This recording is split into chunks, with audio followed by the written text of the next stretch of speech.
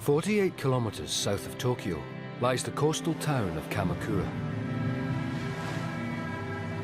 Here, 15 years ago, bulldozers digging the foundations for a car park make an astonishing discovery.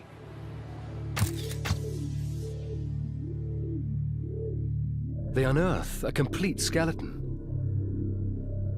They find more.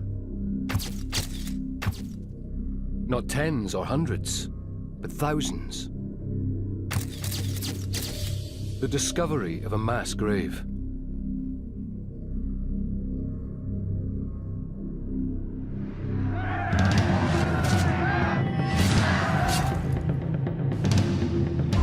It looks like the site of a great battle or massacre. Scientists at St. Mariana University School of Medicine near Tokyo examine skeletons from the mass graves. 体数としてはもう3000体以上で、でもすごい傷を負ってる人骨はいくつか出てます。Mick Wazocki, a world expert on battle-scarred skeletons, joins the investigation. The big questions: what happened to these bones and why? At the moment, as far as I know, these injuries are unique to Japanese medieval skeletons. I haven't seen any similar kind of sharp force trauma in a similar location. Neither have my Japanese colleagues. This skeleton exhibits cut marks 1, 2, 3. From behind? Behind. Some very strange cut marks. Yes. Finish them off. Finish.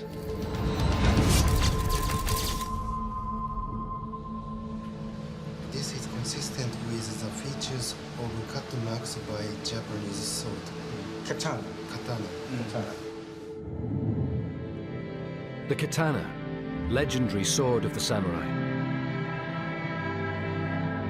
Like the European knights who live and die at the whim of their king, the samurai pledge allegiance to their feudal master. The team explores a startling idea, that the skeletons connect to a major event recorded in a written chronicle of the time.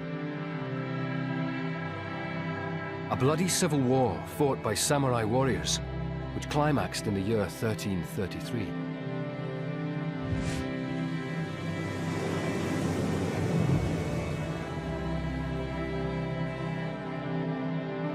On one side, based in Kamakura, the shogunate, a military dictatorship headed by the Hojo family. On the other,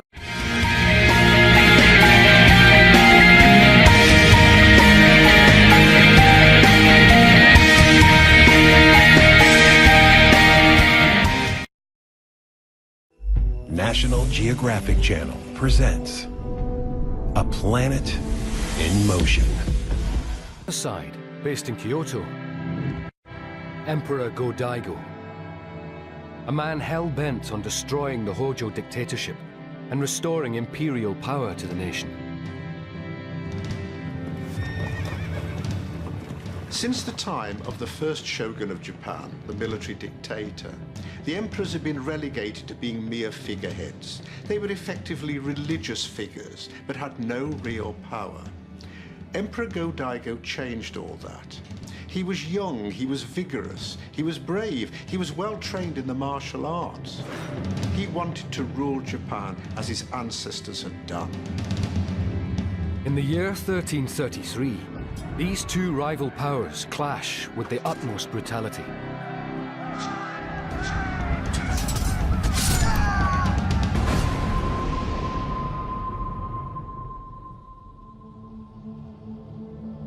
Two distinctive skeletons immediately stand out. The experts believe the location of these skeletons in the mass graves indicates when they die. Locked in an intimate embrace, this enigmatic couple lie on the fringes of the mass grave. That suggests they perish in the first stages of the war. This is a very evocative assemblage. What we have here are two skeletons that were buried together in one grave. This individual's bones are much more slender, This individual is much more robust. So this is a male, and this is a female. The remains of a man and woman, lying together in a lover's pose, is a mystery 7 centuries old.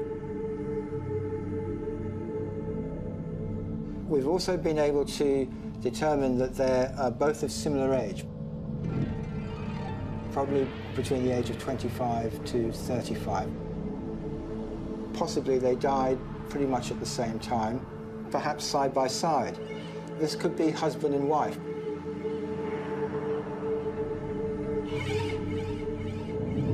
The wound marks on both skeletons match the unique style of a samurai sword fight. Samurai duels involve a ceremony of precise strikes that one by one bring an opponent to his knees. This individual's body has got very, very nasty and vicious injuries.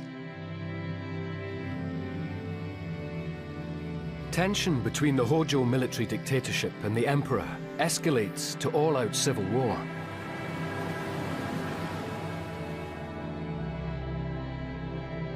This Hojo samurai, his wife, and most probably their child, live outside the Kamakura stronghold.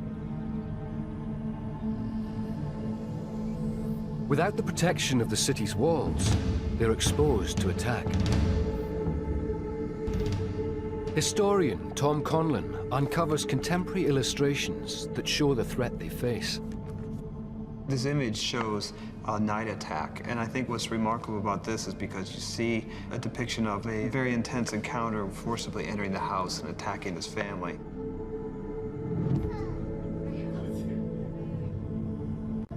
Danger looms for this family. A samurai assassin serving the Japanese emperor is on a stealth mission by night, camouflaging himself in the black armor of the Hojo themselves.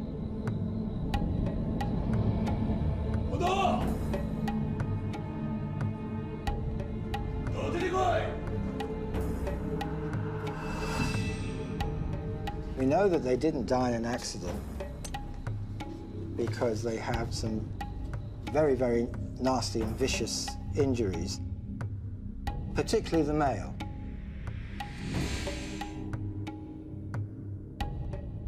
The ritual of a samurai sword duel begins.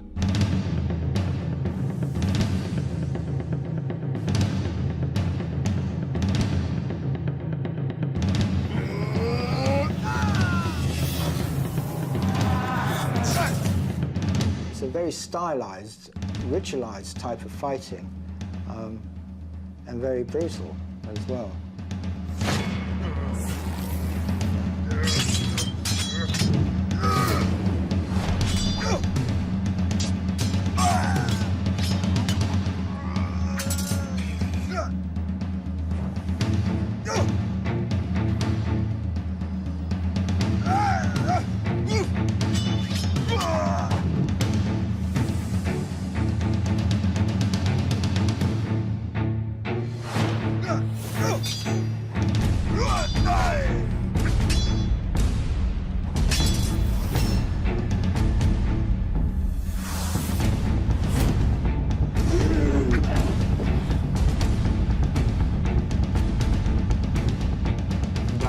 Was thought to be almost an autonomous area. The idea of protecting the house, I think, was a central thing to protecting these lands, so it had to be defended at all costs.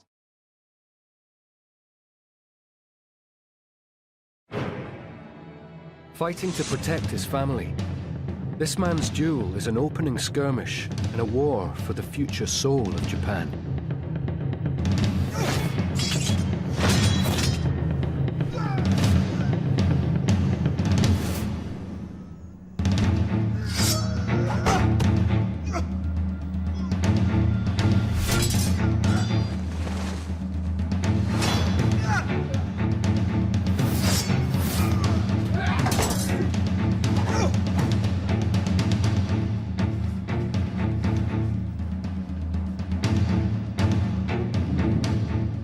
The Hojo samurai suffers his first wound, a katana blow to his left arm.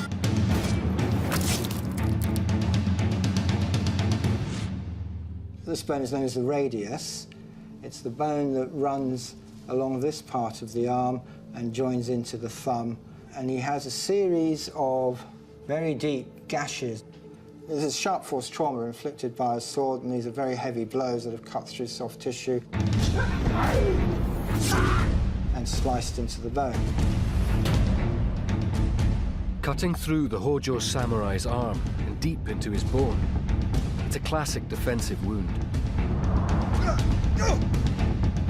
Slashes to the defending arm render it useless, but aren't lethal. The Hojo samurai battles single-handed.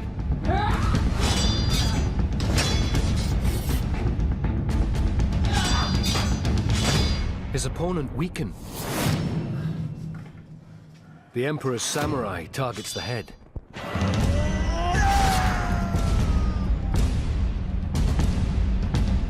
This looks what I'd call overkill. You can see here a series of cut marks. He's had a number of blows to the top of the head, which again was part of the fighting style. It was quite common to rain blows onto the head. Again, none of these are going to be killing blows. They're going to cause a lot. They're causing a lot of damage. There's little bits of bone flying out as you're being struck. You know, you can be pretty concussed. Blood is going to be pouring down, but that's not necessarily going to be lethal.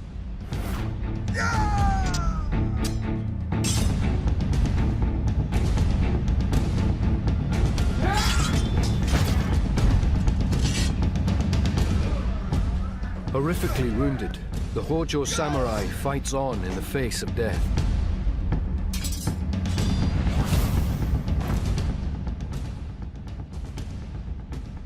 Forensic archaeologist Mick Wysocki focuses on the blows that end the samurai lord's life.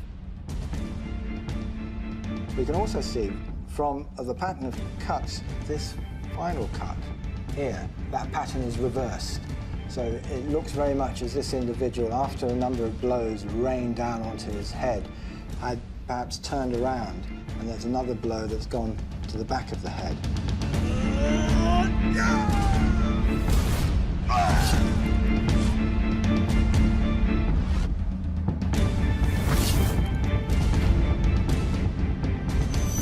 These kind of blows can slice through the skull and into the brain tissue.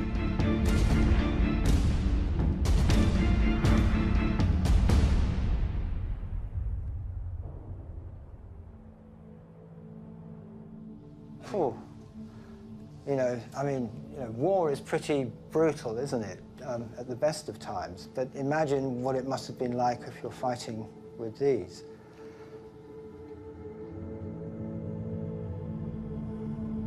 The forensic examination of the Hojo samurai's skeleton exposes a cruel truth about his death.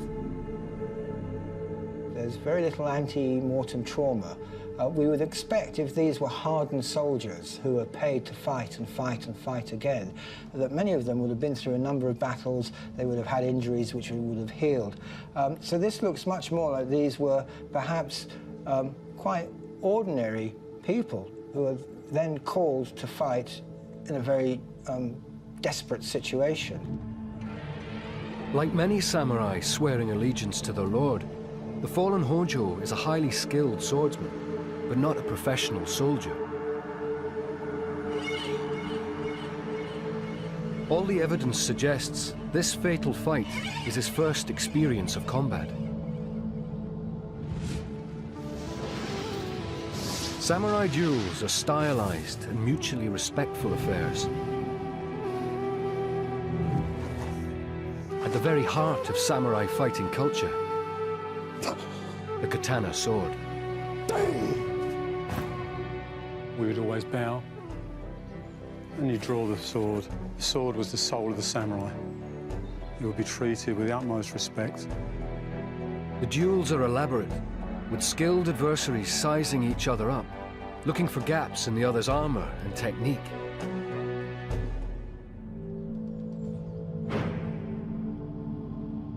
As a strike comes in, I deflect once, and he's so fast he moves back into position and strikes again, which I deflect.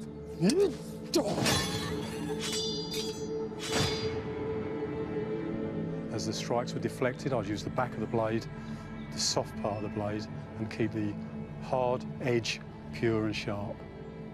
I'll drop down and give him a target. And as I give him a target, I'll move forward there, take his arm. The Japanese sword was designed on that curve, so whatever it touches, it would cut through the flesh, through the sinew, through the bone.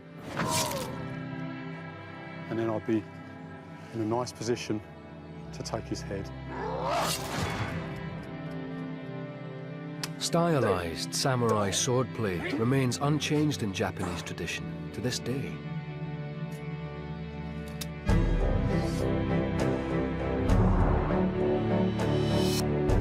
"700 years ago, the precision engineering of the samurai katana is light years ahead of any other bladed weapon in the world.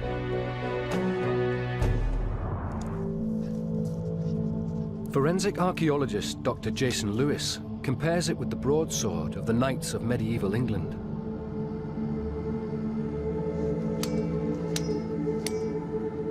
So here we see something that's quite characteristic with the European broadsword, which is having a very wide and shallow wall to the cut mark and producing very large flakes that come off.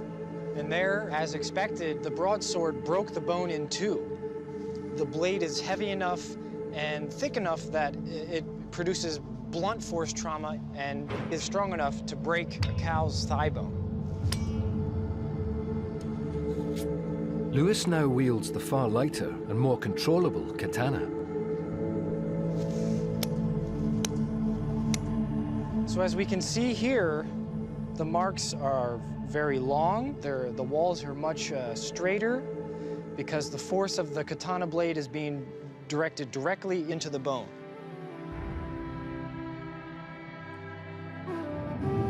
Though more subtle, the wounds are just as lethal, producing sharp force trauma. The katana is a precision killer so light that it can be wielded by a child. In 14th century Japan, samurai are trained from the age of 3. They're taught there's something special about their sword. It's an extension of the soul. 刀の中に神様の霊が宿って、それで自分の身を守ってくれる。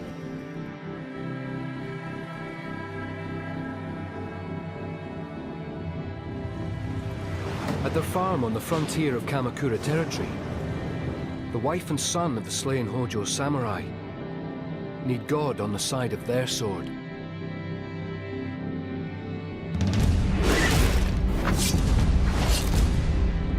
The Emperor's samurai remains hell-bent on destruction. It's now kill or be killed for the widow.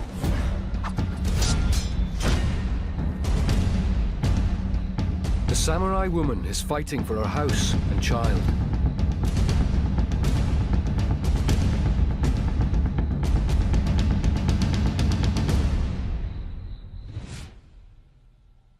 The female individual has had 2 blows to her head as well. Perhaps this woman was also fighting to defend her husband or defend the family or the homestead. Terrible injuries to the widow's skeleton reveal she too duels with the Emperor's assassin. Proof of a brutal equality of the sexes in medieval Japan. Women must fight. One of the great untold stories of Japanese history is the involvement in War of Women. There aren't that many references, but the ones that are indicate that when the chips were down, the samurai women would fight every bit as bravely as men. There was not the gender distinction that women were thought to be as civilians or non-combatants. If you were part of this warrior family, I believe that both men and women were in some ways almost equals. They may not have been motivated in the same way by the loyalty to the clan or to the shogun, but they were defending their homes. And all women in Japan of the samurai class were trained in the use of weapons just in case. With her husband dead, the samurai woman takes up the fight.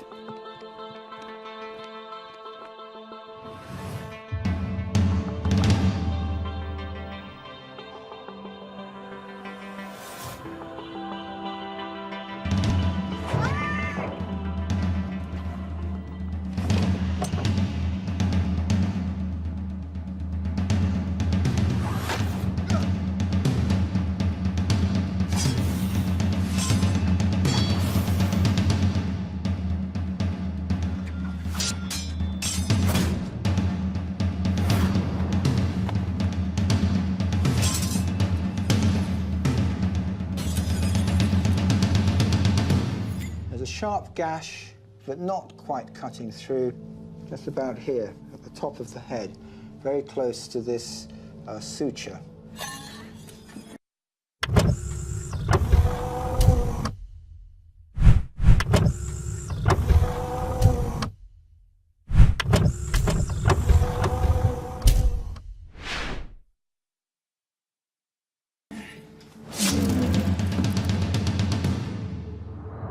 Another very deep gash here on the occipital bone. There's no healing at all, so we know that these blows happened very shortly before they died. So there's every intent to destroy these people.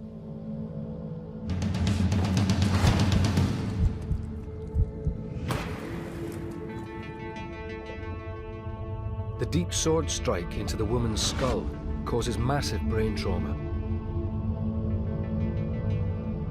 Like her husband, she dies within seconds.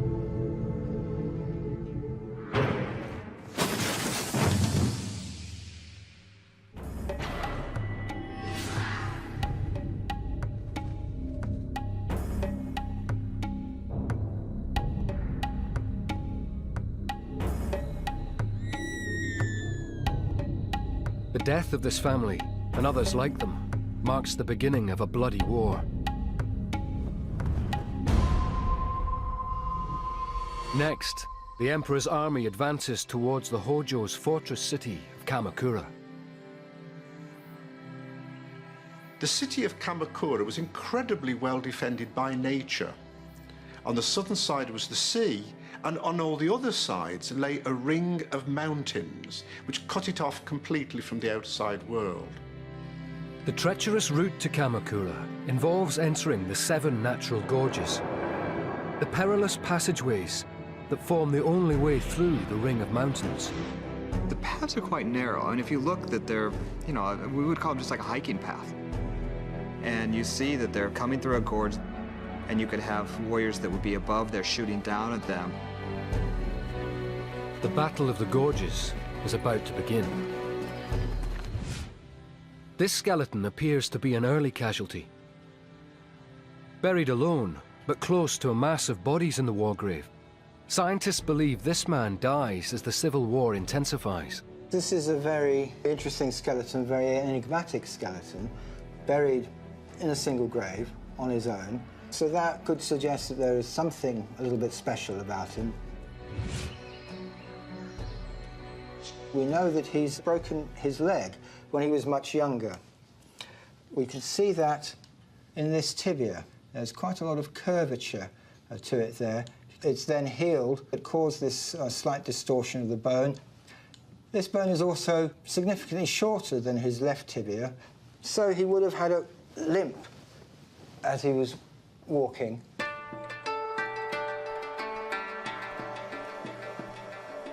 His lameness offers a surprising clue to this man's identity. Extraordinarily, he may be a monk. Many of the people who were monks because they had some kind of minor disability. Therefore, they couldn't do other kind of work, and therefore they became monks. It's quite interesting because a number of the historical texts and experts say that many of the young people who were killed in this battle were monks. As the Emperor's campaign escalates, every Hojo of fighting age, monks included, must fight for their survival in a bloody civil war that ends in a trail of butchered corpses.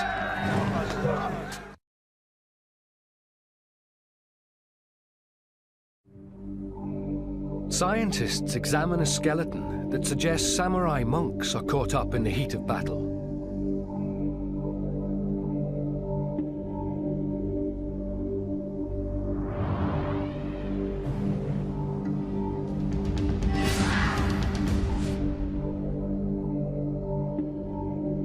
Throughout Japan's history, warrior monks and the Buddhist monasteries play an important role in warfare.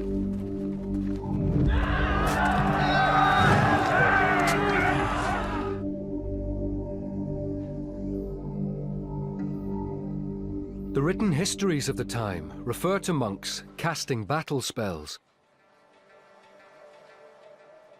What's very interesting is there's the mindset of the time, which was that what causes victory in battle in a lot of ways was certain kinds of spells or maledictions or curses or whatever were thought to be very instrumental. They would call down the wrath of the gods upon their enemies to bring them defeat, and that may well have produced some effect on the imperial powers, who were frightened that they were taking on these strange demonic spiritual powers in addition to men who were armed with swords and spears.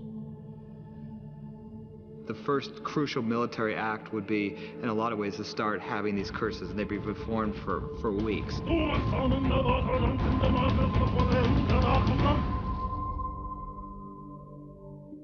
There's also written evidence that in times of crisis, monks go into battle.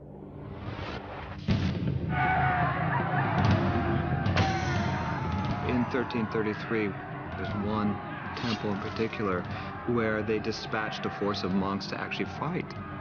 They were the ones that were enacting this original curse, as it were. In the critical Battle of the Gorges, the Hojo need every man who can fight, monks included. The battle is fought not just with samurai swords. The uneven terrain is ideal for ambush from above, with Hojo samurai firing arrows at the emperor's encroaching forces.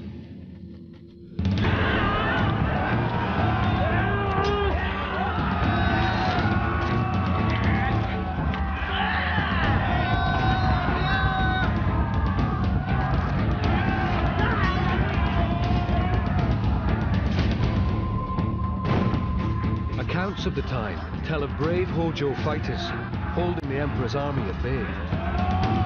The attackers pressed forward with fresh men, time after time. So great were their numbers. The defenders held stubbornly in many engagements, so vital were their strongholds.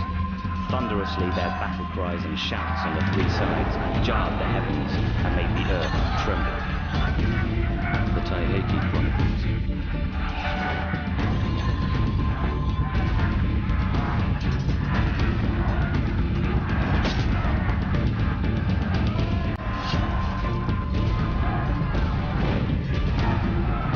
Pressing home their advantage, the Hojo warriors leave themselves vulnerable to attack from the emperor's own archers.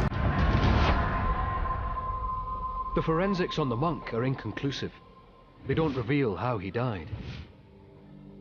But frenzied fighting in the narrow gorges sees archery being used with devastating effect. A well-preserved skull from the mass grave reveals just how lethal the arrows are. This is really fascinating. This is what I would call a classic projectile injury. What you've got is a little bit of bone that's torn away at the base of this injury. And there's a sort of V-shaped notch which looks very much like it corresponds to the edge of an arrow as it's gone in. If I take this arrow, you can see where this leading edge will just come in.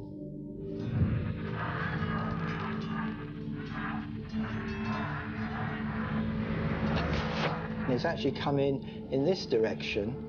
This samurai may perhaps, move it, trying to even dodge the arrow, so it's come in at an angle rather than coming in at 90 degrees.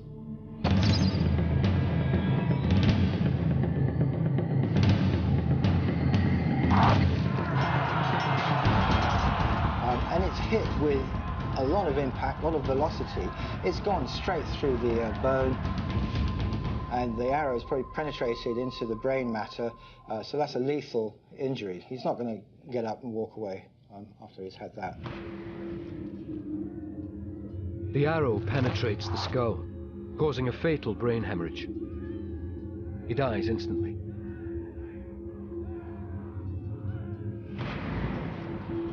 But his death is not in vain.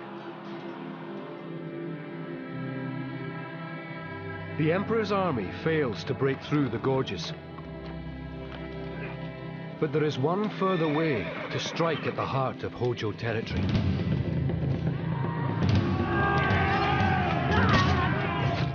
In the battle for Kamakura, the Emperor's samurai have one final and potentially devastating card to play.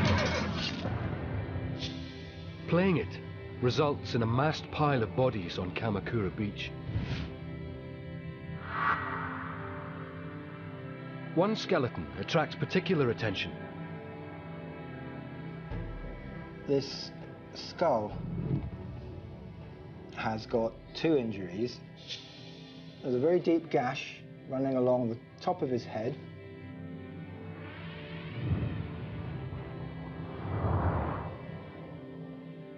But there is another blow to the back of the skull. Sword has come in and cut a slice right off. The unusual shape of the gash along the top of the head indicates the blow came from above. Yet the sharp trauma matches a katana sword. And there are animal skeletons that solve the puzzle. Horses. Both injuries are to the very top of the skull. So it's possible that this could have been a foot soldier and somebody on horseback hitting him.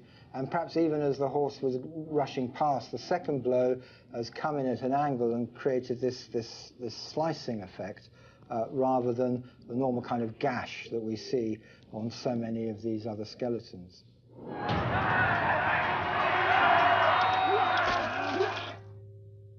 The injury to the top of his skull has all the characteristics of a samurai katana blade cut.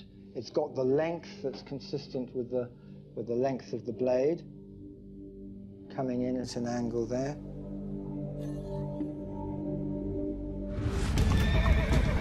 Horses are ineffective in the confined terrain of the gorges.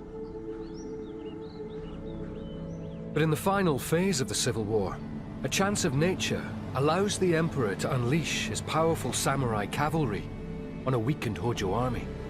In the year 1333, the Kamakura coast has an exceptionally low tide. The crucial moment in the fight to gain entry to Kamakura happened when the tide was far enough out to allow the Imperial army to go round the rocky cape that stretched out into the sea and effect an entry into Kamakura from the southern side, in other words, from the direction of the sea. The retreat to the sea opens the way for the Emperor's cavalry to charge.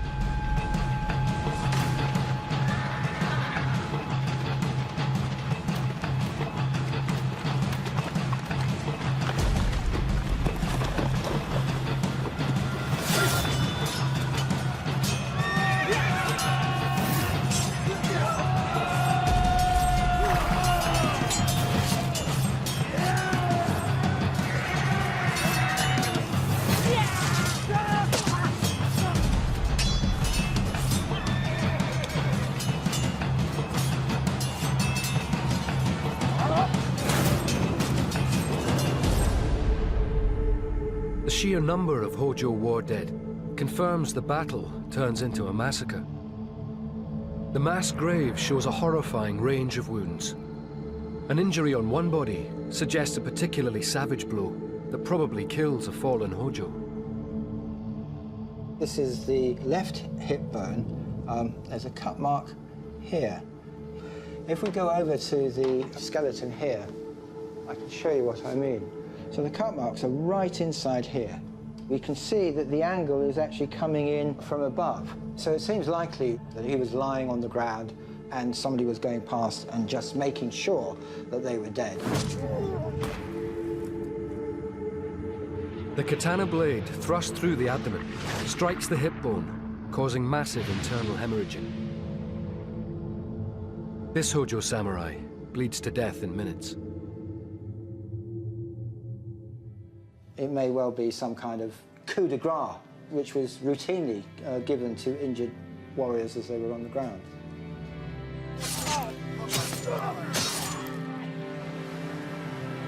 The dramatic accounts of the time describe a sea turned red by slaughter. Assuredly was this a battle to decide great things, one such as would make it known generation to come whether those who contended were brave or cowardly. The Taiheki Chronicles.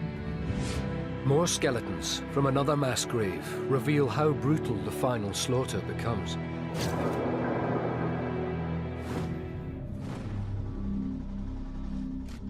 Their injuries link them to the 1333 Civil War, and they offer new revelations.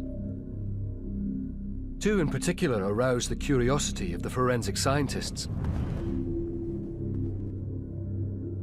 The largest mass of bodies from the slaughter on the beach includes broken bones and heads. Yet two skulls sit alone, and their cut marks are unusual.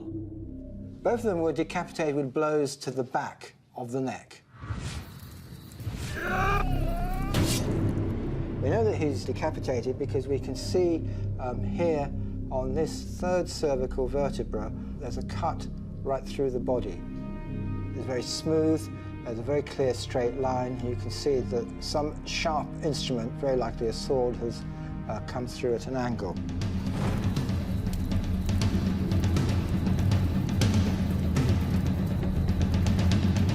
If you're going to decapitate somebody, you really want to catch the third or the fourth cervical vertebra. To catch the first or the second, you're going to hit the back of the skull, and you may also catch part of the jaw as you go through.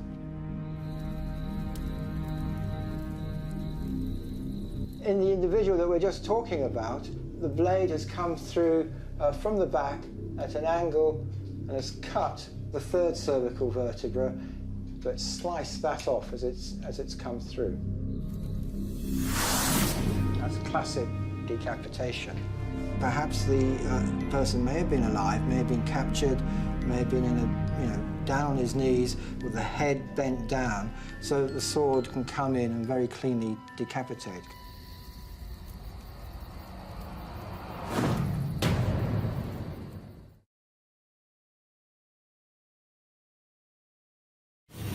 The victorious imperial samurai take the heads of fallen Hojo as trophies.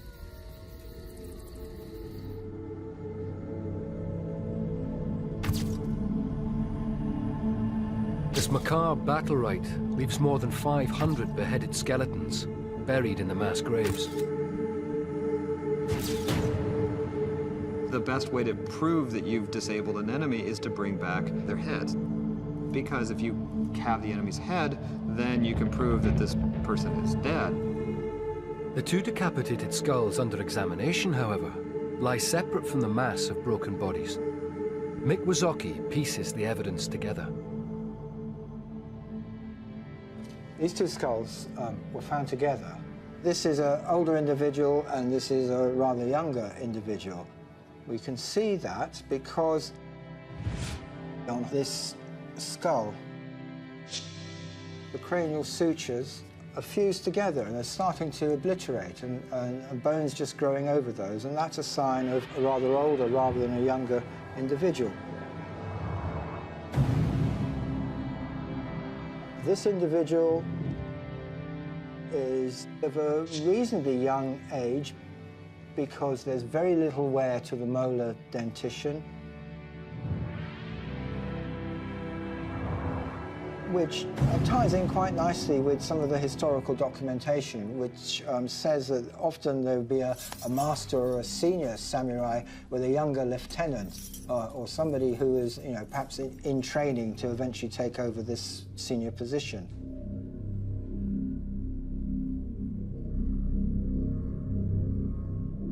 The condition of their skulls offers the next vital clue to their identities. It's been written that because people got credit for bringing in trophy skulls, that sometimes they would get skulls of people who weren't particularly prominent, and then they'd mutilate the face so you couldn't be able to recognize it. But there's no sense of mutilation here, so these may actually be very famous samurai. As defeated Hojo samurai of high status, They attract special attention from the Emperor's victorious army.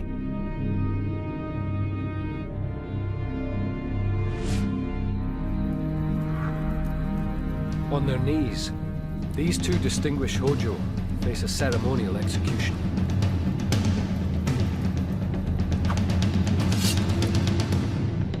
The single blow of a formal beheading severs the spinal cord. Death is instant.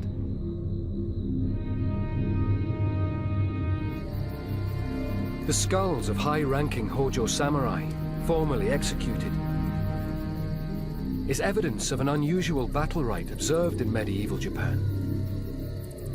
There's one other tradition that's not generally known. Because of a very well-developed Japanese religious belief, certainly among the most high-ranking samurai, it was expected that the head would be returned to the family of the man who had been killed. The execution of Hojo samurai leaders marks the end of the Battle of Kamakura Beach. The city now lies at the mercy of the victorious imperial army. And the Emperor's retribution is ruthless. The Battle of Kamakura ended in a bloody, burning inferno.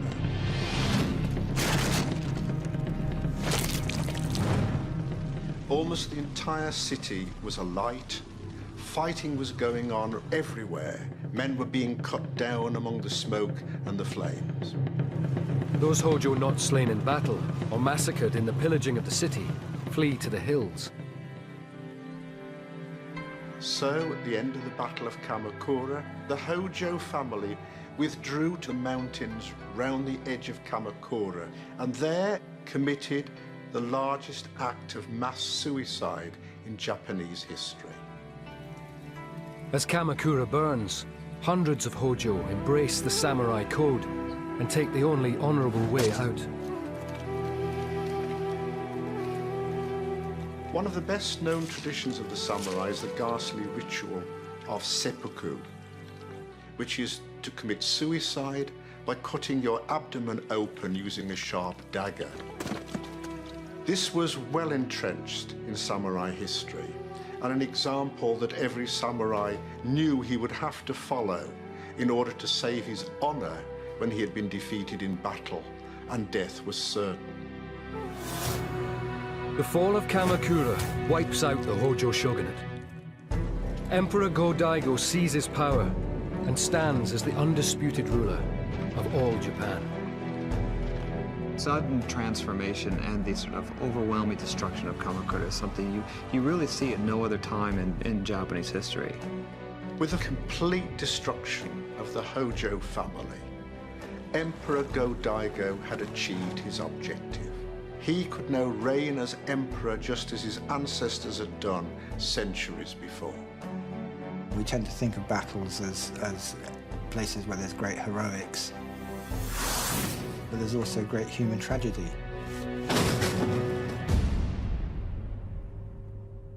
All these types of injuries to ancient skeletons, it just reminds us what a very brutal and savage place the world used to be.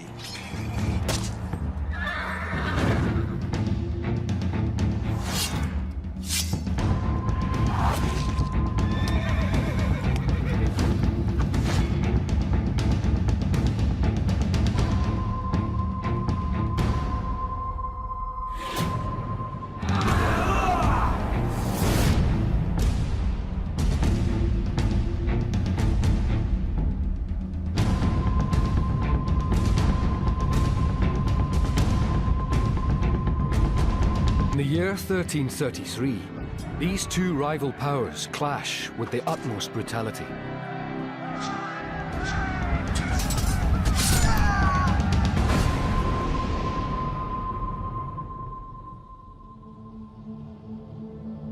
Two distinctive skeletons immediately stand out. The experts believe the location of these skeletons in the mass graves indicates when they die. Locked in an intimate embrace, this enigmatic couple lie on the fringes of the mass grave. That suggests they perish in the first stages of the war. This is a very evocative assemblage. What we have here are two skeletons that were buried together in one grave. This individual's bones are much more slender. This individual is much more robust. So this is a male, and this is a female. The remains of a man and woman lying together in a lover's pose. 48 kilometers south of Tokyo lies the coastal town of Kamakura. Here, 15 years ago, bulldozers digging the foundations for a car park make an astonishing discovery.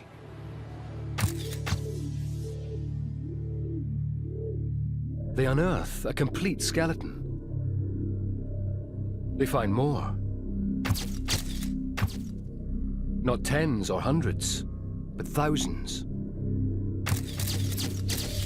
The discovery of a mass grave.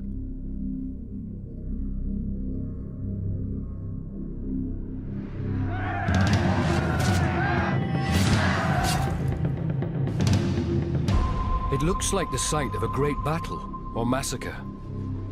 Scientists at St. Mariana University School of Medicine near Tokyo examine skeletons from the mass graves. 体数としてはもう3000体以上で、でもすごい傷を負ってる人骨はいくつか出てます。Mick Wazocki, a world expert on battle-scarred skeletons, joins the investigation. He's a mystery 7 centuries old. We've also been able to determine that they're both of similar age, probably between the age of 25 to 35. Possibly they died pretty much at the same time, perhaps side by side. This could be husband and wife.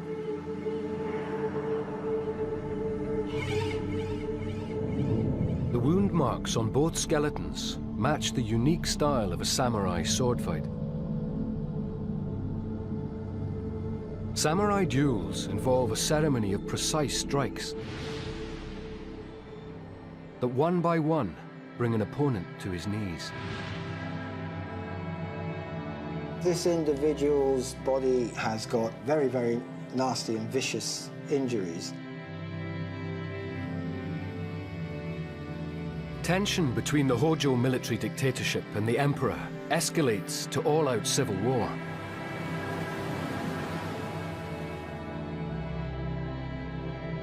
This Hojo samurai, his wife, and most probably their child, live outside the Kamakura stronghold. The big questions: what happened to these bones, and why? At the moment, as far as I know, these injuries are unique to Japanese medieval skeletons. I haven't seen any similar kind of sharp force trauma in a similar location. Neither have my Japanese colleagues. This skeleton exhibits cut marks 1, 2, 3. From behind? Behind. Some very strange cut marks. Yes. Finish him off. Finish.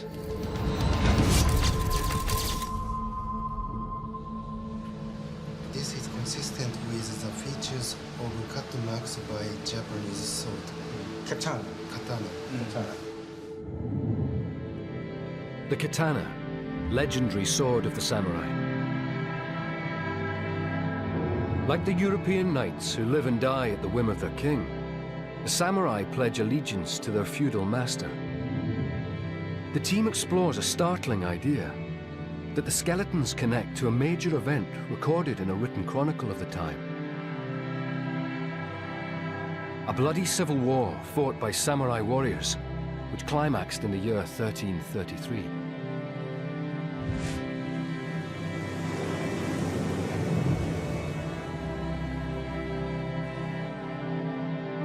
On one side, based in Kamakura, the shogunate, a military dictatorship headed by the Hojo family.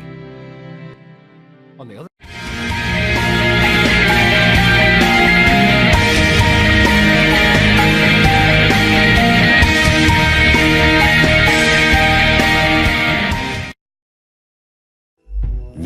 Geographic Channel presents A Planet in Motion. Homicide, based in Kyoto. Emperor Go-Daigo.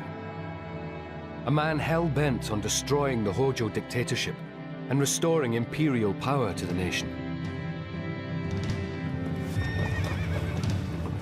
Since the time of the first shogun of Japan, the military dictator, the emperors had been relegated to being mere figureheads. They were effectively religious figures, but had no real power. Emperor Go-Daigo changed all that. He was young, he was vigorous, he was brave, he was well trained in the martial arts. He wanted to rule Japan as his ancestors had done.